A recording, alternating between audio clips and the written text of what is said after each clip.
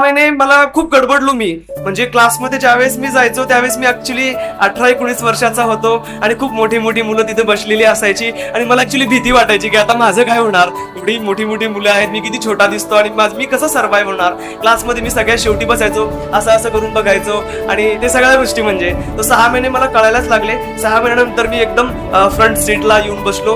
वर्गामध्ये मी इंटरॅक्शन सरांसोबत करायचो, प्रश्न विचारायचो, उत्तरं द्यायचो.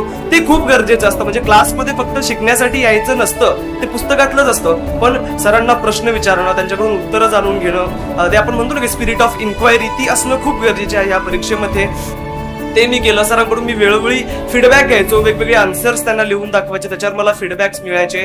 तर अशा प्रकारचा हा प्रवास होता. बरेच जे विद्यार्थी माझ्या वर्गामध्ये बसलेले असायचे ते मी एखाद्या वेळेस एखादा प्रश्न विचारला तर थोडासा तो एखाद्या वेळेस रिडिक्युलस असू शकतो, तर त्यावेळेस ते मोठ्या मोठ्याने हसायचे. तेही मला कुठेतरी जाणवायचं. मी वर्गामध्ये एकदा बोललोही होतो त्याबद्दल की हे चुकीचं